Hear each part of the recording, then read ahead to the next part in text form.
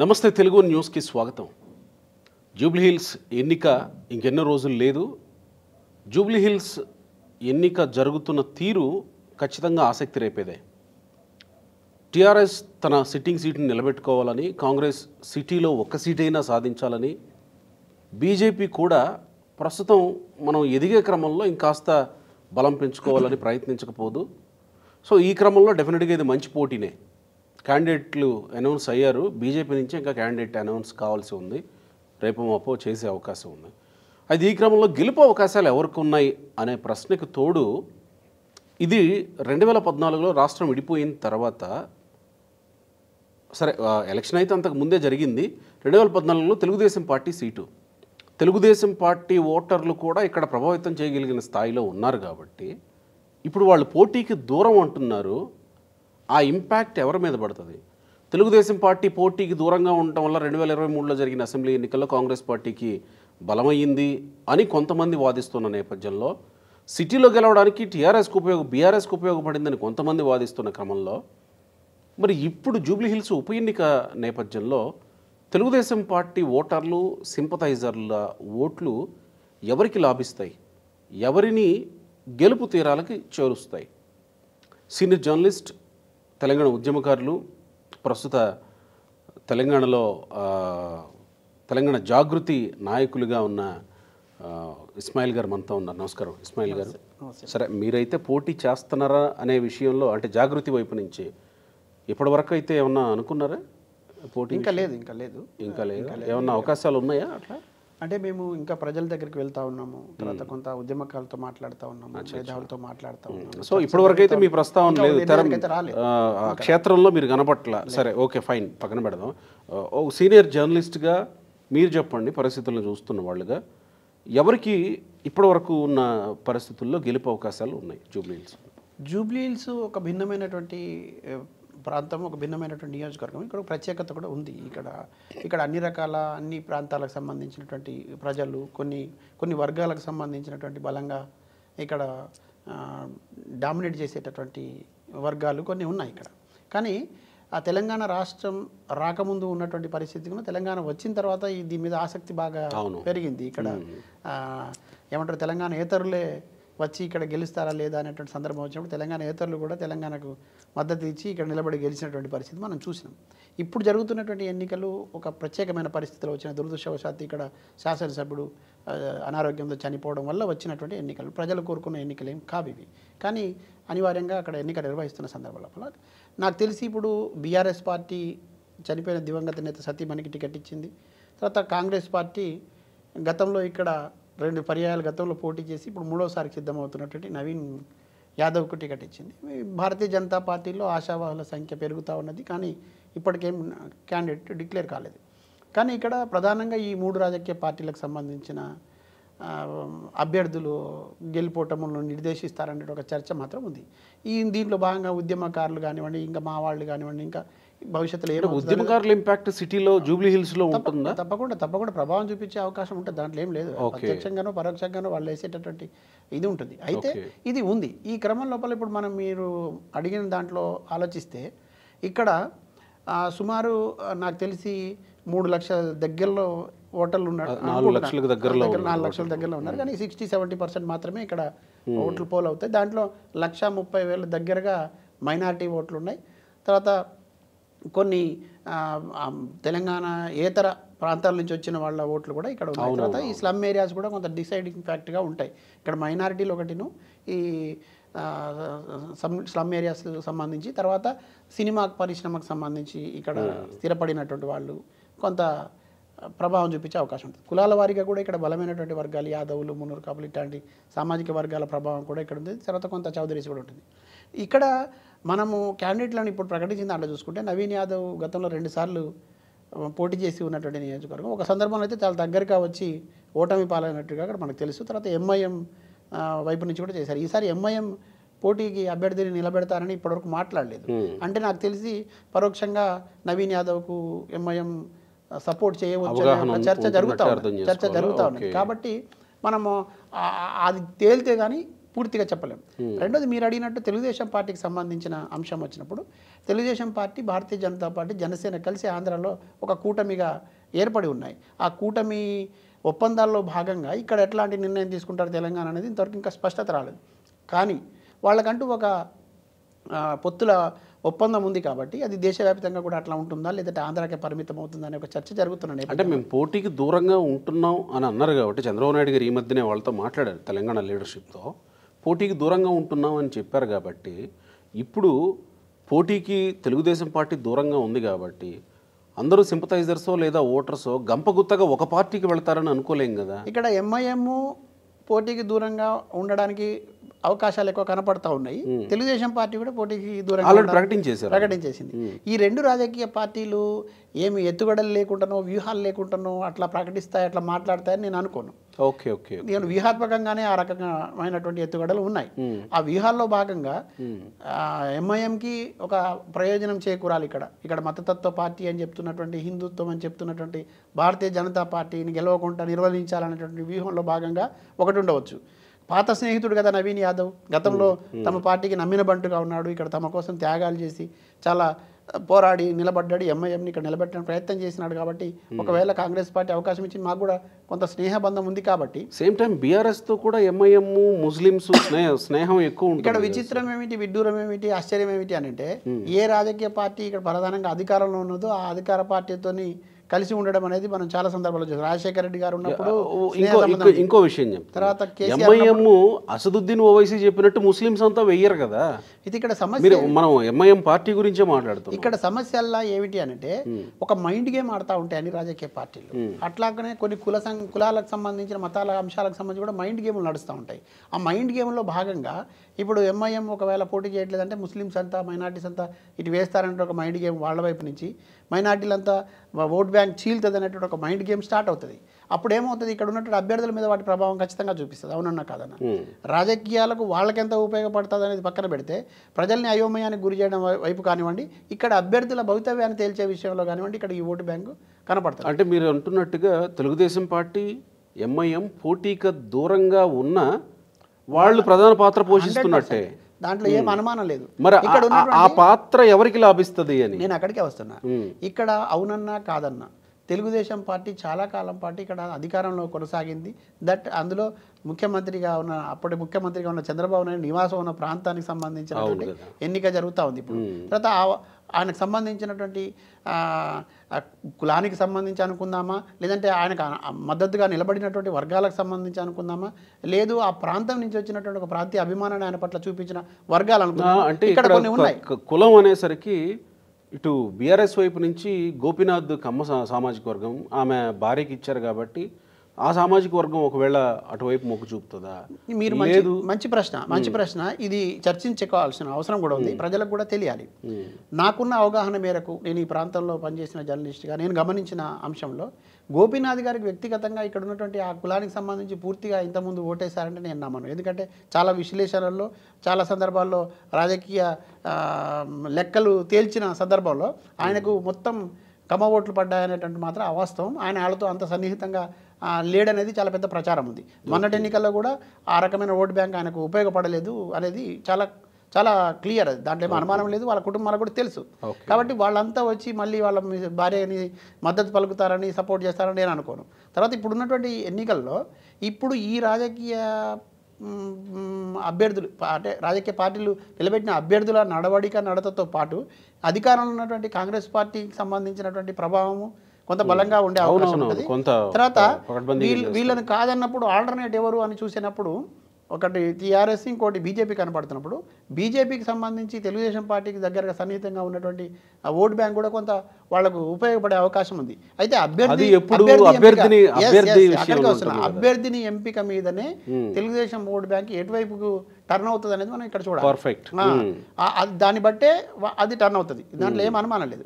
అయితే ఇక్కడ ఇంకొక విషయం కూడా మాట్లాడుకోవచ్చు. ఎంత అది నిజమవుతుంది అబద్ధం అవుతుందంటే రాజకీయ వ్యూహాల్లో ఆరితేరిన వాడు చంద్రబాబు నాయుడు గారు, అవునన్నా కాదన్నా. అంతే అందిపుచ్చుకొని ఉన్నవాడు రేవంత్ రెడ్డి. రాజకీయ ప్రయోజనం పొందే విషయంలో వీళ్ళిద్దరి మధ్యన లోపాయికార ఒప్పందం కూడా ఉండకపోదు అనేటటువంటి చర్చ కూడా జరుగుతూ ఉన్నది మన వర్గాలలో కూడా జరుగుతా ఉంది. బీజేపీతో పొత్తులో ఉండి ఉండి రేవంత్ కూడా రెడ్డితో అంటే రేవంత్ రెడ్డి అవగాహన ఓడిపోకూడదు కదా, రేవంత్ రెడ్డి ఓడిపోకూడదు, రేవంత్ రెడ్డికి సంబంధించిన ప్రభుత్వానికి నష్టం కలగకూడదు అనేటటువంటి ఇదేంటి సార్ ఈ లాజిక్? ఉంటాయి ఇట్లా ఉంటాయి, చాలా రాజకీయాలు చాలా ఉంటాయి రాజకీయాలు. కొన్ని సందర్భాలు వచ్చినప్పుడు అవి బీజేపీతో పొత్తులో ఉండి ఇక్కడ రేవంత్ రెడ్డి ఓడిపోకూడదని ఎన్ని ఉదాహరణలు లేవు చెప్పండి మనకి, ఎన్ని సంఘటనలు మనకి ఇట్లాంటివి లేవు చెప్పండి. ఇప్పుడు అభ్యర్థిని నిలబెట్టిన దగ్గరనే చాలా సార్లు ఉపరాష్ట్రపతి అభ్యర్థిని నిలబెట్టిన దగ్గర కూడా వ్యతిరేకతను చూసినాం. మైసూరారెడ్డిని ఓడించడానికి రాజశేఖర్ రెడ్డి క్యాండిడేట్ ని పెట్టి ఓడించిన సందర్భం. అసలు నిజానికి చెప్పాలంటే నిజాయితీగా ఉండాలంటే పీజేఆర్ కుమారులు, పీజేఆర్ వారసులు ఉండాల్సిన అవసరం ఉంది. కానీ రాజకీయాల్లో ఇవన్నీ కొన్ని సందర్భాల్లో పనిచేయడం లేదు. నిజాయితీ కానీ నిబద్ధత కానీ లేదంటే ఫలానా నాయకుడిని గుర్తుపెట్టుకొని వాళ్ళ వారసుని కాపాడుకుందాం అనేది కనపడటం లేదు. ఎస్, చంద్రబాబు నాయుడికి రేవంత్ రెడ్డికి ఉన్నటువంటి స్నేహ సంబంధమా, గురు శిష్యుల బంధమా, లేదా సహచార బంధమా కొంత ప్రభావం చూపించే అవకాశం ఉంటుంది. ఇక్కడ విచిత్రం ఏంటంటే, ఇది చాలా విచిత్రం అనేటటువంటి దురదృష్టం ఏమిటంటే, ప్రజలు చేసుకున్న దురదృష్టం ఏమిటంటే, ఏ రాజకీయ పార్టీ అభ్యర్థిని ఆ రాజకీయ పార్టీ నిలబెట్టడం అనేది గతంలో చూసాం. కానీ ఇప్పుడు కొన్ని రాజకీయ పార్టీలు ఈ పార్టీ అభ్యర్థిని, మీ పార్టీ అభ్యర్థిని ఎవరు నిలబెట్టాలని మిగతా పార్టీలు సూచించే పరిస్థితి వాళ్ళ ఉన్నది. మీరు గమనిస్తున్నారో లేదో, బండి సంజయ్ గారు ఒక పక్క ఆందోళన వ్యక్తం చేస్తున్నాడు అభ్యర్థి విషయంలో. ఇక్కడ నన్ను జోక్యం చేసుకోవద్దన్నారు, నేను కేంద్ర మంత్రిని, గతంలో పూర్వ అధ్యక్షుడిని అని చెప్పి గగ్గోలు పెడతాడు. అరవింద్ నిజామాబాద్ ఎంపీ ఆయన నిరసన తెలియజేస్తా ఉన్నాడు, బహిరంగంగానే మాట్లాడుతున్నాడు. అది కిషన్ రెడ్డి గారితో అడగండి అని చెప్తున్నాడు, జూబ్లీ హిల్స్ అని అడిగితే. అంటే ఎందుకు ఈ పరిస్థితి వచ్చింది అని అంటే, ఆ పార్టీలో నాయకులంతా కలిసి ఆ పార్టీ అభ్యర్థిని నిర్ధారించుకునే పరిస్థితి కనపడతా ఉన్నదన్న ఆందోళన ఆ పార్టీలోనే ఉంది. కాబట్టి ఇటువంటి సందర్భం ఎందుకు వచ్చింది, ఎవరి వల్ల వచ్చింది, ఎవరి లోపాయికార ఒప్పందాల మూలంగా ఈ పరిణామాలు చోటు చేసుకుంటున్నాయి అనేది కూడా గమనించాలి. అంటే తెల్లనివన్నీ పాల్గావు అనే సామెత మనం ఉన్నాగా అన్ని కనపడట్లేదు అన్నట్టు. తర్వాత ఇప్పుడు ఈ బీజేపీ నిలబెట్టాలని లేదా అనేది బీజేపీతో పాటు తెలుగుదేశం పార్టీ పొత్తులో ఉన్నది డిసైడ్ చేయాల్సిన పని లేదు. బీజేపీ గెలవడమా ఓడడమా అనేది డిసైడ్ చేయడానికి మిగతా రాజకీయ పార్టీలు అక్కడ అభ్యర్థిని ఎవరిని పెట్టాలనే దానికి కూడా నాయకుల్ని కలుస్తూ ఉన్నారు. నిన్న మొన్న విన్నాను నేను మీడియా ద్వారా, కొంతమంది కాంగ్రెస్ పార్టీకి సంబంధించినటువంటి ఉన్న నాయకులు కూడా బీజేపీ టికెట్ ఇస్తే మేము పోటీ చేస్తామని వెళ్ళి కలిశారట. దాంట్లో కుల ప్రాతిపదికన కొంతమంది నాయకులు చేస్తున్నారని ప్రచారం. బొంతురామోహన్ పేరే కదా వినిపించింది. పేర్లు మనం ఎందుకు మాట్లాడడం, కానీ ఆ పరిస్థితి కూడా ఆ చర్చ కూడా వచ్చింది. అంటే కొంతమంది కొన్ని సందర్భాల్లో పాపం బొంతురామోహన్ అడిగాడో లేదు మనమైతే చూడలేదు కదా. అరవింద్ బొంతురామోహన్ తరపు నుంచి అరవింద్ అడిగాడు. అది ఎంతవరకు నిజమో ప్రచారం జరుగుతుంది, మనం వాళ్ళ పేర్లు మాట్లాడకూడదు. కానీ ఈ పార్టీలో ఎవరైతే గెలవడానికి దగ్గరగా ఉన్నామని, మేమే గెలుస్తామని చెప్తున్నటువంటి పార్టీ, ఆ పార్టీ అభ్యర్థిని ప్రకటించడం కోసం ఇంత మీమాంస ఎందుకు అంటున్నాను నేను. ఎవరి ప్రభావం ఆ పార్టీ మీద ఉంది, ఏ రాజకీయ పార్టీల ప్రభావంతో అక్కడ అభ్యర్థిని పెట్టలేకపోతున్నారు. క్షేత్రస్థాయిలో పనిచేసినటువంటి నాయకులు ఎవరో ఒకరు ఉంటారు కదా, ఈ నియోజకవర్గాన్ని అంటిపెట్టుకొని పనిచేసిన వాడు ఎవడో ఒకరు ఉంటాడు. దానికి క్లారిటీ ఏంటి, అంటే మీరు ఇచ్చే క్లారిటీ ఏంటి, ఒక రాజకీయ మీ అనుమానాలు ఏంటి అక్కడ? నా అనుమానం ఏమిటంటే, ఆ రాజకీయ పార్టీ అభ్యర్థిని నిలబెట్టేటటువంటి విషయంలో నాయకుల మధ్యన విభేదాలు ఉన్నాయి. నాయకుల అనుచరులు అనుమాయులు అనే అంశం పక్కన పెడితే, అసలు ఇక్కడ ఇంకొక రాజకీయ పార్టీకి ప్రయోజనం జరగాలని కొంతమంది నాయకులు చూస్తున్నారనేది ఇప్పుడు బీజేపీలో చాలా పెద్ద చర్చ జరుగుతుంది. దాంట్లో దాట్ కీలకమైనటువంటి బాధ్యతలో ఉన్న వాళ్ళు ఆ ప్రయత్నం చేస్తున్నారని. అంటే ఇది దురదృష్టం అంటాను నేను రాజకీయ వ్యవస్థలో.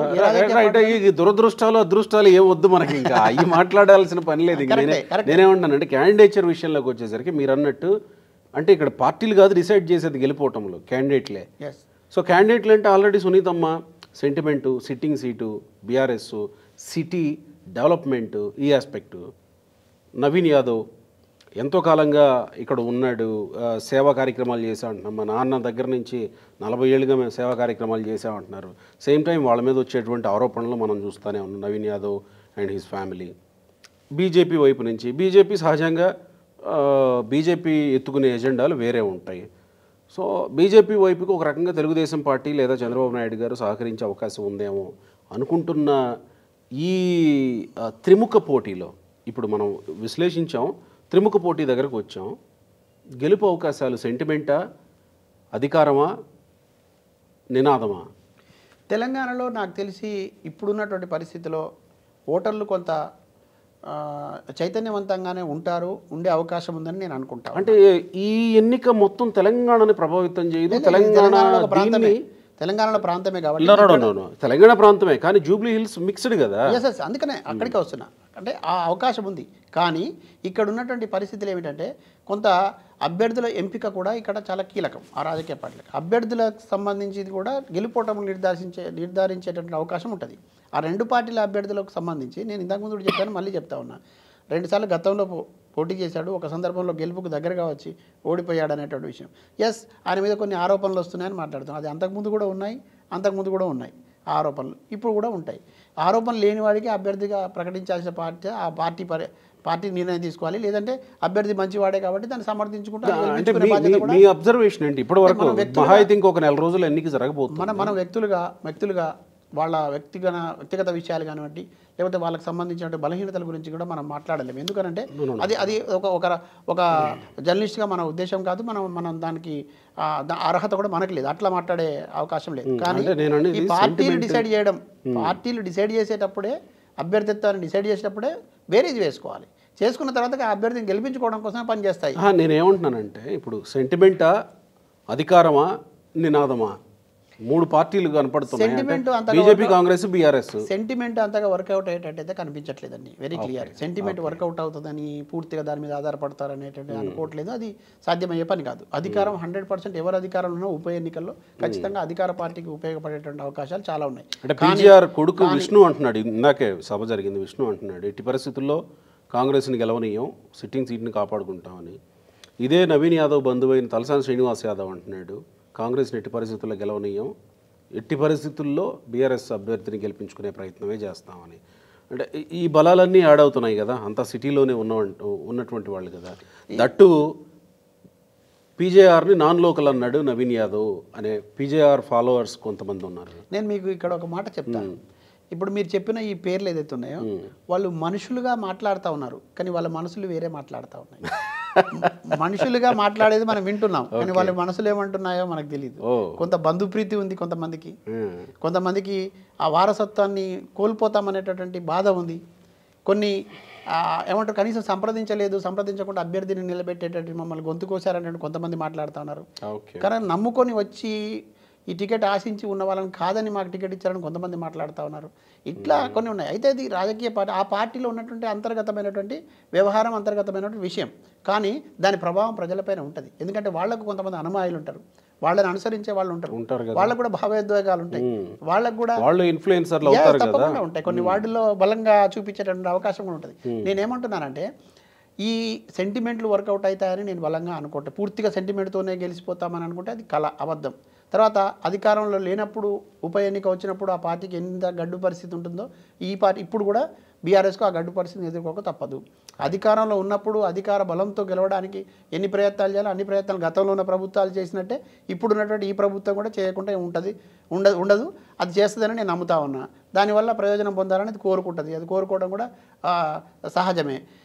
సేమ్ టైం కేంద్రంలో అధికారం నుండి ఈ రెండు రాజకీయ పార్టీలు ఇక్కడ 10 ఏళ్ల కాలంలో బీఆర్ఎస్, 2 ఏళ్ల కాలంలో కాంగ్రెస్ ప్రజలకు ఇట్లా దూరంగా ఉన్నాయి. ప్రజల మనోభావాలను లెక్క చేయట్లేదు. మమ్మల్ని కల్పిస్తే మేము ఇట్లా చేస్తామని చెప్పే అవకాశం బీజేపీకి ఉంది.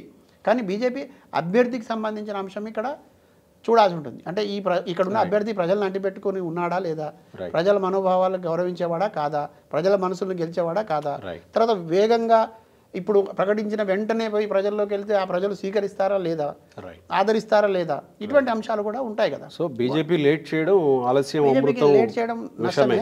కానీ మరి చంద్రబాబు నాయుడు గారు ఒక పక్క మిగతా జనసేనకు సంబంధించిన ఓటు బ్యాంక్ ఎటు వెళ్తుంది, తర్వాత ఎవరికి ఇక్కడున్న రేవంత్ రెడ్డి వైపు మనసు గుంజుతుందా చంద్రబాబు నాయుడు గారికి, లేదంటే పొత్తులో ధర్మంలో భాగంగా బీజేపీకి ఇంటర్నల్గా చేస్తారనేది కూడా అంశం. రెండోది చంద్రబాబు నాయుడు గారు కుటుంబం నుంచి కూడా ఎవరినో ఒక నిలబెడతారనే చర్చ కూడా మనకు జరిగింది. అంటే ఒక చర్చ జరిగింది.